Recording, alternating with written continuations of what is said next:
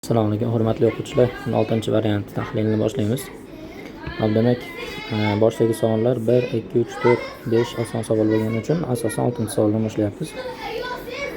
Muhammadning soati 19 minut orqada, lekin 10 minut oldinda deb o'ylaydi. Demak, 12:15 ga boshlanadigan uchrashuvga Muhammad 12:15 da boshlanadigan uchrashuvga meni qo'limdagi soat 10 minut oldindagi vaqtni ko'rsatyapti deb o'ylasa, oldindagi vaqtni, ya'ni 10 minut oldindagi vaqtni ko'rsatyapti qo'limdagi soat deb o'ylasa, demak 12:25 ga yetib keladi. 12:25 ga yetib kelsa, ya'ni qo'lidagi soat 12:25 ni ko'rsatayotganda, meni soatim 10 minut oldindagi vaqtni ko'rsatayotgani uchun 12:25 bo'ldi. 10 minut orqadagi vaqt, demak 12:15 bo'ldi. Uchrashuv shunda boshlandi deb o'ylaydi. Lekin aslida mana bu ko'rsatayotgan 12:25 soati 19 minut orqadagi vaqtni ko'rsatar ekan. Demak 12:25 ga orqada vaqt ko'rsatayotgani uchun 19 ni qo'shib yuborsak, oldidagi vaqt nechilik kelib chiqadi? 14, 3, 4. 12:44. Demak Muhammad mana shu 12:44 ga yetib kelar ekan. Keyingisi Aliyor ekan. Aliyor 8 minut oldinda meni soatim deb o'ylasa, 12:15 da bo'ladigan uchrashuvga 12:23 da yetib keladi. 12:23 da yetib keladi. Qo'lidagi soat 12:23 ko'rsatayotgan bo'lsa, meni soatim 8 minut oldindagi vaqt ko'rsatyapti. Demak, soat 12:15 bo'ldi deb o'ylaydi. Lekin aslida bu soati 17 minut orqadagi vaqt ko'rsatyapti mana bu. Demak, haqiqiy vaqt 17 minut oldinda bo'ladi bunda. Xo'p, demak 12 bu 40 bo'ladi. Xo'p, mana bu 12:40 ga kelsa, bu 12:44 ga kelsa, Aliyor Mahmudni 4 minut kutish kelib chiqadi. Aliyor Mahmud 4 minut kutadi degan javob joyda turibdi. Xo'p, 8-savol. 8-savolimizda 1 gilam to'qish fabrikasida 25 ta ishchi kuniga 9 soat ishlab, bir haftada 300 ta gilam to'qiydi. Ya'ni 5 birlik qoidasiga qo'yamiz buni. 5 birlik qoidasi osonroq chiqadi. 25 ta ishchi bor. 25 ta ishchi bir kunda 9 soatdan ishlab, bir hafta ishlashibdi. Demak, bir hafta 7 kun, kuniga 9 soatdan ishlasa, 7 kunda 7 kere 9 63 soat ishlaydi. 25 ta ishchi 63 soatda 300 ta gilam to'qiydi ekan. Xo'p, ishchilarning 10 tasi ishdan bo'shatildi. 10 tasi ishdan bo'shatilsa, 15 ta ishchi qoladi. Qolgan ishchilar kuniga 10 soatdan ishlayapti ekan. 10 soatdan ishlab 400 ta gilamni necha kunda to'qiydi? 400 ta gilamni qancha soatda to'qishini topib olamiz birinchi navbatda. Xo'p, topish uchun 5 birlik qoidasiga qo'yamiz. 5 birlik qoidasi qanaqa desa, 5 birlik qoidasi mana shu ma'lumotlar yozilgandan keyin boshidagilarning ikkalasi nisbati ko'paytiriladi va oxiridagi nisbatlarga tenglaniladi. Ya'ni 25 taqsim 15 ko'paytirilgan 63 taqsim x barobar 300 taqsim 400. Ularni 100 ga bo'lib olsam 3 taqsim 4 qoladi. 25 bilan 15 ikkalasi 5 ga bo'lingani uchun 5 ga bo'lib olsak 5 taqsim 3 ko'paygan 63 taqsim x barobar 3 taqsim 4 bo'ladi. Xo'p, endi 63 ni 3 ga bo'lsa 21 bo'ladi. 5 ni 21 ga ko'paytirsa 105 taqsim maxrajida x qoldi, teng 3 taqsim 4 ga. Tenglamani yechish uchun proporsiya qilamiz. Bu bunga. 3 ko'paygan x teng 4 ko'paygan 105 bo'lsa 420 bo'ladi. X topish uchun 420 ni 3 ga bo'lamiz. Demak, x barobar 140 chiqadi. Bu 140 soat chiqdi. Endi ishchilar kuniga 10 soatdan ishlaydi ekan. Kuniga 10 soatdan ishlasa, necha kunda tugatan degani uchun 140 soatda tugatish kerak bo'ladi. 140 soat bo'lish uchun 10 soatlikdan necha kun kerak? 14 kun kerakli kelib chiqadi mana. Mana shunaqa qilib ishlaysizlar 8 ga. Xo'p, keyingi savolimiz. E'tibor beringlar, mantiqiy savollarni bermayapman. Bularni o'zi hamma o'quvchi topadigan bo'lib qoldi. Agar mabodo topolmagan bo'lsanglar, yozsanglar bo'ladi, men topolmadim deb ko'rib beramiz. Xo'p, 10-savol. 6 ta turli mevadan 4 tasini tanlayapmiz ekan. Mana 1 ta, 2 ta, 3 ta, 4 tasini tanlayapmiz. Mevalarni tanlanish tartibini hisobga oling deyapti. Tanlanish tartibini hisobga oling degani A bilan B ni yozganingizdan keyin B bilan A ni ham hisobga olishingiz kerak ekan. 6 ta meva bor. Xo'p, 6 ta meva bo'lsa, birinchi holatda birinchi kataychaga 6 ta mevadan 6 ni qo'ysa ham bo'ladi. 6 tadan bittasini bunga qo'yib yuborsam, keyingisiga 5 ta imkoniyat qoladi. Keyingisiga 4 ta, keyingisiga esa 3 ta imkoniyat qoladi. Shunda bularning ko'paytmasi, hop, 6 kere 5 30, 30 kere 4 120, 360 chiqib qolar ekan. 360. 360 xil usulda tanlash mumkin degan javobni tanlaymiz ekan. Nimaga desa, bu yerda mevalarni tanlanish tartibini ham hisobga oling deyapti. Ya'ni A, B deganingizdan keyin B, A ni yana bitta holat qilib hisoblang deyapti. Shuning uchun mana bu chiqqan javobni 4 faktorialga bo'lmayapmiz. Hisobga oling desa, demak hech qanaqa narsaga bo'lmaymiz ekan. Agar hisobga oling demagan bo'lsa, shartida umuman indamagan bo'lsa, unda bo'lib qo'yish kerak faktorial, 4 faktorialga. 4 ta tanlayotganimiz uchun. Xo'p, 11-savol. $60 olingan mahsulot zarar bilan $48 sotilyapti. Ya'ni $60 oldik, bu 100% narximiz edi. Endi $48 oldik, bu qancha foiz bo'ladi? Shuni topamiz. Xo'p, 60x barobar 4800 ga ko'paytirsak 4800 bo'ladi. X topadigan bo'lsak 4800 ni 60 ga bo'lamiz. 0 bilan 0 ketadi. 48 ichida 6 talikdan 80 ta bor. Demak, 80% ga sotilyapti ekan. E'tibor beringlar. 100% ga olinib 80% ga sotilayotgan bo'lsa, necha foiz zararga sotiladi? 20% zararga sotilayotgan bo'ladi. Endi biz aytyapti, xuddi shuncha foyda bilan sotilganda mahsulotni sotuv narxi qancha bo'lardi deyapti. Ya'ni $60lik 100%lik narximizni endi 20% foydasi bilan sotsak, ya'ni 120% ga sotsak qancha bo'lardi pulimiz deyapti. Demak, proporsiya qilamiz. X ko'paytiruv 100 teng 12 kere 60. 72 00. 72 00 100 ga bo'lsa 72 noz bo'ladi. $72 dan sotilardi ekan deymiz. Va bu javobimiz ana A varianti turibdi. Xo'p, keyingisi 13-savol. 13-savolimizda aytyapti. Daryoda suzayotgan qayiq 300 km masofani oqim bo'ylab 6 soatda. Oqim bo'ylab suzsa, S barobar V kater qo'shilgan V oqim ko'paytiruv tayin bo'ladi. Ya'ni 300 km masofani kater bilan oqim tezligi qo'shilgan holatda 6 soatda suzib o'tyapti ekan.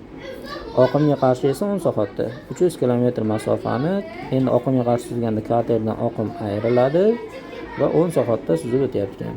Qayiqni turg'un suvdagi tezligini toping deyapti. Ya'ni V kater tezligi qancha? Xo'p, ishlash uchun mana 300 bunga teng, 300 bunga ham teng. Ya'ni sistema necha ekanimizda ikkalasining ham javobi 300, buni ham javobi 300 chiqayotgan bo'lsa, demak tepadagi qiymat pastki qiymatga o'zaro teng bo'ladi. Ya'ni katerning qiymati yo'q, unaqasi hozir chalkashib ketib qolar ekan. Buni sistema qilib yechaveramiz ekan, o'zimiz bilgan sistema qilib. Ko'paytiruv 6 bu yoqqa o'tadi. 300 ni 6 ga bo'lsak, hop 50 bo'ladi. Kater bilan oqimni tezligini qo'shilmasi 50 ekan.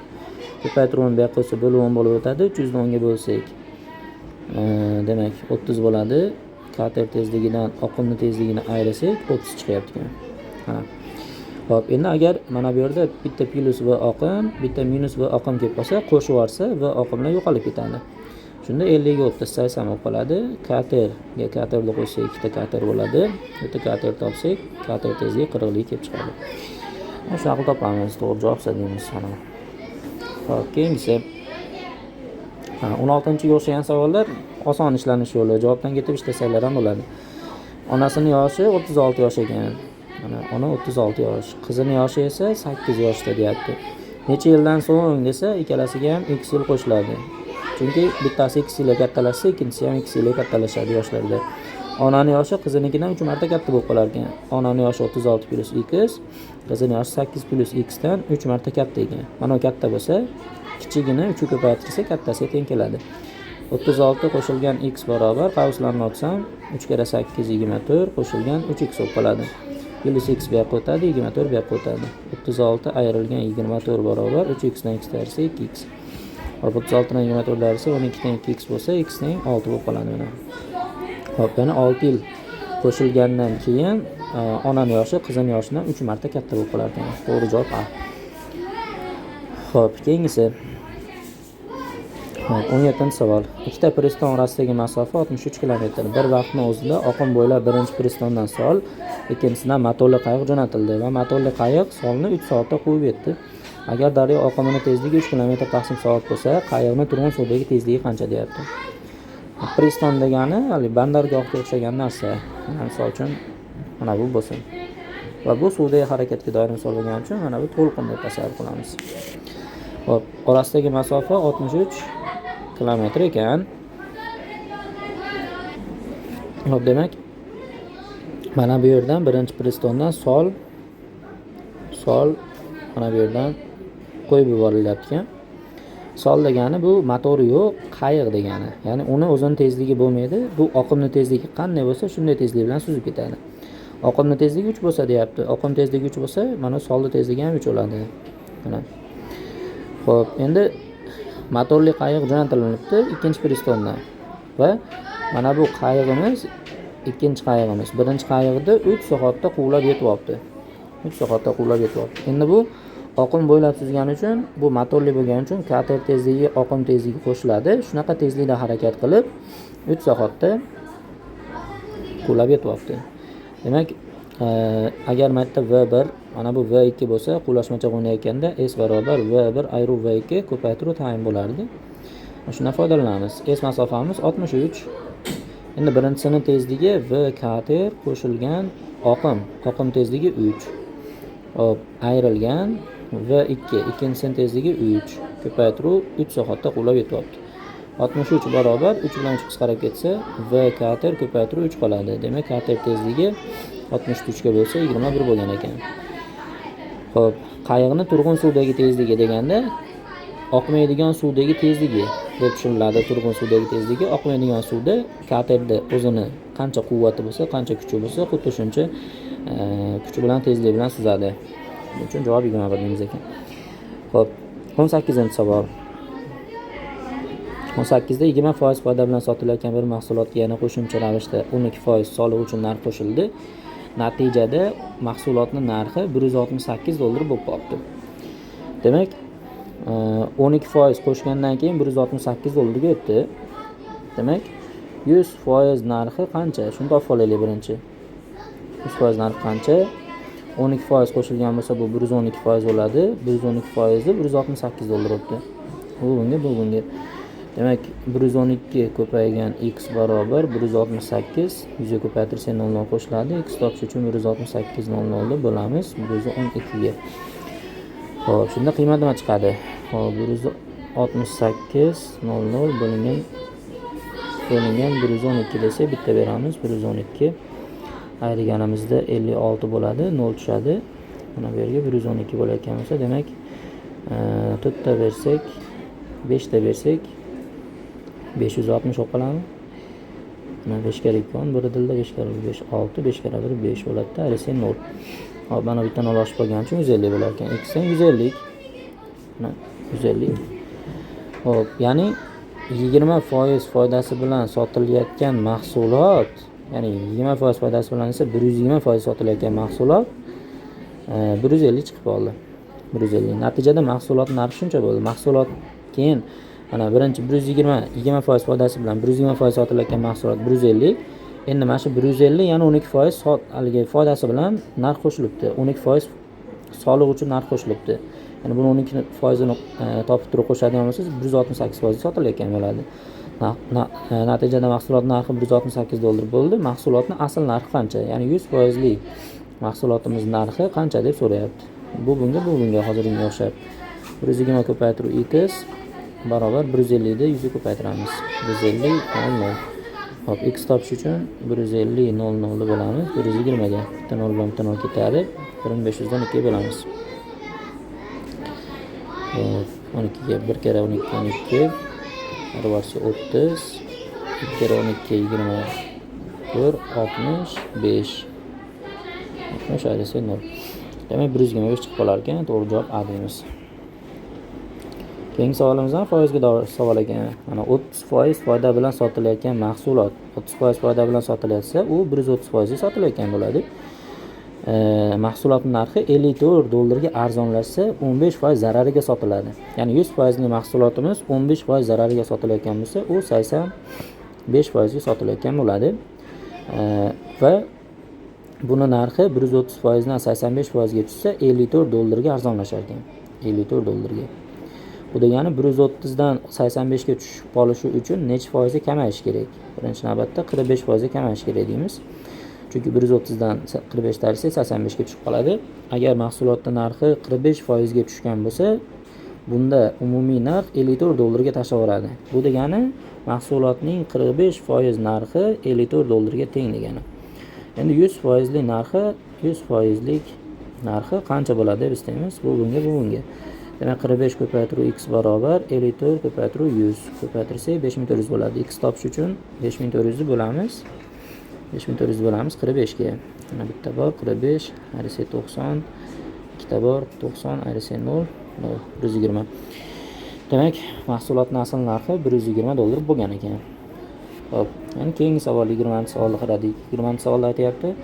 40 ta ishchi 40 metr kvadrat yuzaga ega gilamni kuniga 4 soat ishlab 10 kunda tugatadi. Ya'ni bu degani 40 ta ishchi 40 metr kvadrat yuzaga ega gilamni 10 kun 4 soatdan ishlasa 40 soatda tugatayotgan bo'ladi. Demak, bitta ishchi 1 metr kvadrat yuzani bo'yash uchun 40 soat vaqt sarflayapti degani bu degani. Xo'p, endi bunga ko'ra deyapti 80 metr kvadrat yuzali gilamni kuniga 8 soat ishlab 5 kunda tugatish uchun 8 soat ishlab 5 kunda tugatayotgan bo'lsa, demak umumiy hisobda 40 soat ishlayotgan bo'lamiz. Xo'p, 40 soatda tugatish uchun nechta ishchi kerak bo'ladi deyapti. Demak 40 soatda 1 metr kvadratda bitta ishchi bo'yayotdi. Demak 40 soatda 1 metr kvadratni bitta ishchi bo'yasa, 80 metr kvadratni bo'yash uchun 80 ta ishchi kerak bo'lib qoladi. Bunga javob ber. Hop, endi mana 22-savolimiz haligi savoldan ko'ra farqli. Sababi 7 ta ism ichidan 2 tasi tanlab olindi. Buni nechta xil usulda tanlash mumkin? Tartibini hisobga oling degan joyi yo'q ekan. Shuning uchun bu yerda chiqqan javob faktoriyalga bo'lish kerak. Nechta tanlayapmiz? Birinchi navbatda 7 ta ism ichidan 2 tasini tanlayapmiz. Shuning uchun ikkita katta chizib olamiz. Hop, birinchi kattaga 7 ta ismdan 7 ta uni qo'ysak bo'ladi. Ikkinchi kattaga 7 ta ismdan bittasini bunga qo'yib yuborgan bo'lsak, 6 ta imkoniyatim qoladi. 7 kar 6 42 xil usul bo'ladi. Lekin bunda A ism bilan B ism, B ism bilan A ism bir xil ismlar hisoblangani uchun tanlaganimizda necha xil usulda tanlash mumkin degani uchun mana uni chiqqan javobni 2 faktoriyalga, ya'ni bitta ikkita kattacha bo'lsa 2 ko'paytirib 1 ga bo'lib qo'yish kerak bo'ladi. 42 taqsim 2 bo'ladigan bo'lsa, unda javobimiz 21 chiqib qoladi. Hop, keyingi savolimiz mana 23-savolimiz ancha murakkabroq savol ekan. Buni ishlash uchun sizlar mana bu formulani o'rganishinglar kerak. A kvadrat ayrilgan B kvadrat bo'lsa, bu holatda buni A minus B ko'paytirilgan A plus B ko'rinishida yozish mumkin. Ya'ni bu nima degani? Misol uchun 100 ning kvadrati ayru 99 ning kvadrati deb turgan bo'lsa, buni 100 ayru 99 ko'paytirilgan 100 qo'shib 99 desa bo'ladi. Mana 100 dan 99 ayirsa 1, 100 ga 99 qo'shsa 199, bunga ko'paytirsa 199 o'zi. Ya'ni mana bu misolimizning boshida ikkalasini birlashtirganimizda 199 hosil bo'ladi. Endi 98 bilan 97 ni birlashtiramiz. 98 ni kvadrati ayru 97 ni kvadrati degani 98 ayru 97 ko'paytirilgan 98 qo'shilgan 97 degani. Mana bundan buni ayirsak 1, ko'paytirib bunga buni qo'ysak 8 ga 7. 15, 18, 19, 195 bo'lib qolyaptimi? 195 plus 195. Endi bundan oldin nima keladi? Bundan oldin 96 ning kvadrati ayru 95 ning kvadrati keladi. Buni hisoblaymiz. 96 ning kvadrati 96 ayru 95. 96 qo'shib 95 degani. Mana bu narsa 1. Buni qo'shsa 11, 18, 19, 191. Plus 191. Qarang, 199, 195, 191 bo'lib har bitta qiymat 4 ga kamayib ketyapti. Hop, endi plus deymizda va hokazo ketyapti. 2 ning kvadrati ayru 1. 2 ning kvadrati ayru 1 degani 3 degani. Plus oxirida kelar ekan 3.